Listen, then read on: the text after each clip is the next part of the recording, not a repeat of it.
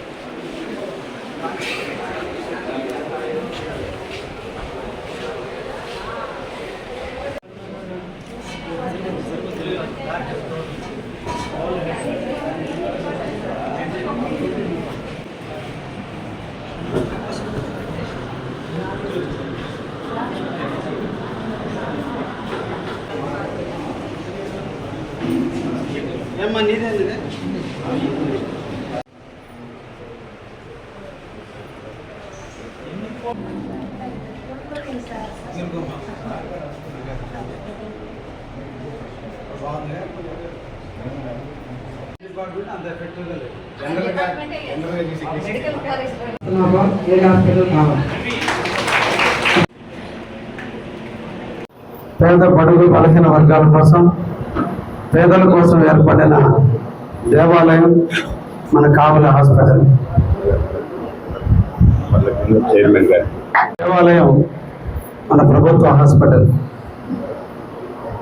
మనశ్శాంతి కావాలంటే గుడికి వెళ్తాం, ఆరోగ్యం కావాలంటే హాస్పిటల్కి వెళ్తాం. కావలి నడిబొడ్డున పేదల కోసం ఎప్పుడు తలుపులు తెలుసుకునే హాస్పిటల్ ప్రభుత్వ హాస్పిటల్.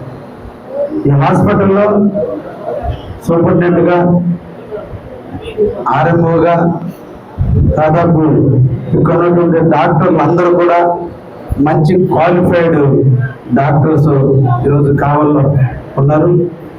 అదేవిధంగా స్టాఫ్ నర్సులు కూడా మంచి క్వాలిఫైడ్ పర్సన్స్ ఉన్నారు.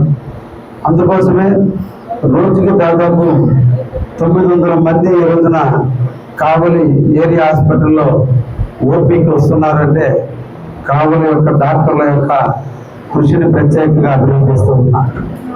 వాళ్ళ చిత్తశుద్ధి, వాళ్ళ కమిట్మెంట్, వాళ్ళ ఆలోచన విధానం వల్లే ఈరోజు కావలి హాస్పిటల్ అభివృద్ధి చెందుతుంది.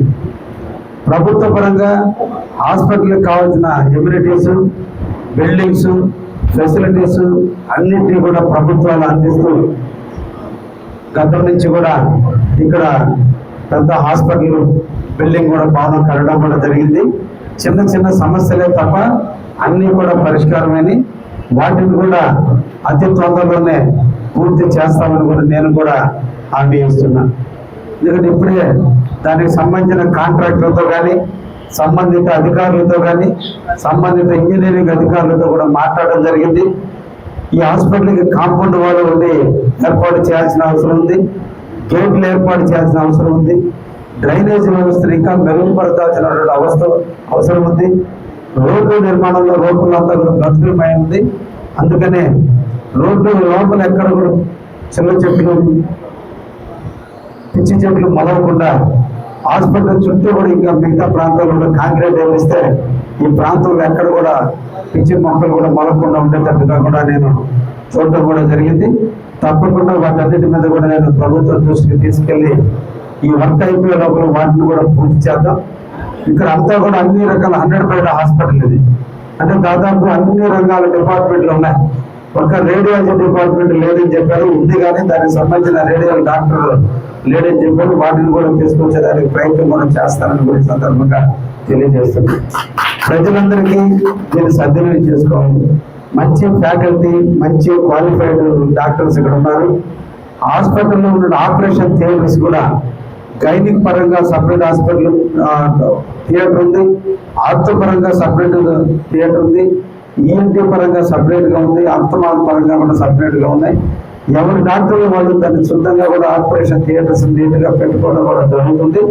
ఇంకా చిన్న చిన్న కొరతలు ఉన్నప్పుడు కూడా వీళ్ళందరూ కూడా చొరవ తీసుకుని పేదవాళ్ళకి ఎంతో కొంత సేవ చేయాలన్న ఆలోచనతో డాక్టర్లు ధైర్యంగా ఆపరేషన్లు చేస్తున్నారు.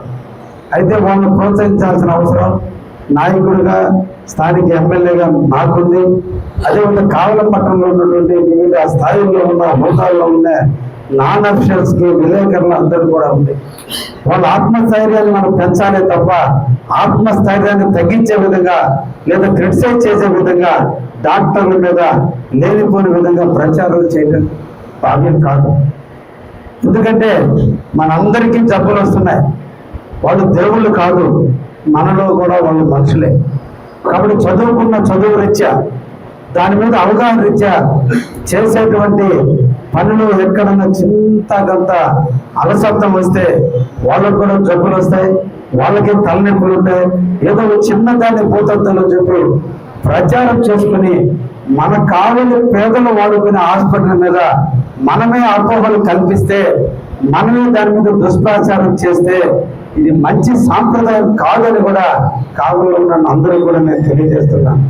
ఎక్కడన్నా లోపాలు ఉంటే దాన్ని సరిదిద్దుకునే దానికి మార్గాలు ఉంటాయి. ఆ మార్గాల్లో నేను కూడా మీకు ముందుంటాను. అదేవిధంగా మా కమిటీ సభ్యులుగా నలుగురు కూడా క్వాలిఫైడ్ పర్సన్స్, చదువుకున్న వాళ్ళు, సమాజంలో సేవ చేయాలని తపన ఉన్నటువంటి వ్యక్తుల్ని నలుగురిని అభివృద్ధి కమిటీలో కూడా వేయడం జరిగింది.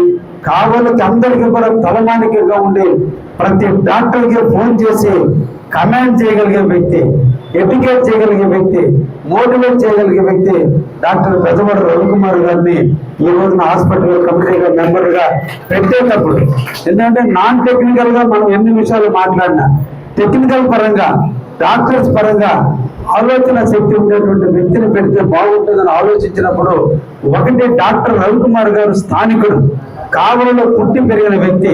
ఈ కావలి గడ్డ మీద మమకారం, కావలి ప్రాంతం మీద మమకారం, కావలి ప్రజల మీద మమకారం ఉంటుంది.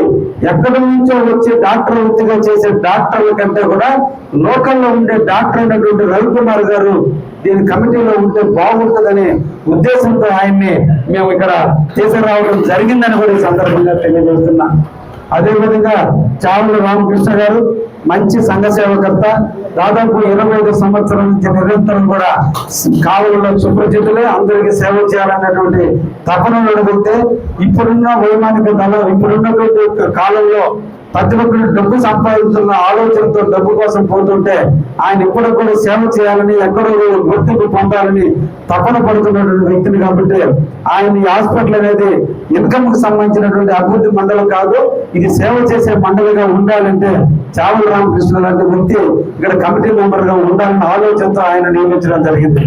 అదేవిధంగా బొబ్బాసాయి కావలిలో చదువుకొని అమెరికాకి వెళ్ళి ఉద్యోగాలు చేసి ఎక్కడో అక్కడ సుఖపడకుండా కావలి మీద మమకారం, జన్మభూమి మీద మమకారం, ఉండూరు మీద ప్రేమ, కావలి గడ్డ మీదనే జీవించాలని ఇక్కడ వచ్చిన వ్యక్తి ఈ గడ్డను కాపాడుకునే దాంట్లో, ఈ కావలి ప్రాంత హాస్పిటల్ని అభివృద్ధి పరిచే దాంట్లో ముందుంటాడనే ఆలోచనతోనే ఈరోజు బొబ్బాసాయి గారిని కమిటీ మెంబర్ గా నియమించడం జరిగింది. అదేవిధంగా వైకుంఠపురం, కావలిలో ఉన్నటువంటి ప్రాంతం అన్నింటిలో కూడా సమస్యలు ఉండే ప్రాంతం వైకుంఠపురం. అక్కడ ఎక్కువ ఇంట్లో పట్టీలు ఉండే, వాటి పగ వల్ల ఎక్కువ మంది ఆరోగ్యాలు దెబ్బతిన్నటువంటి పరిస్థితి.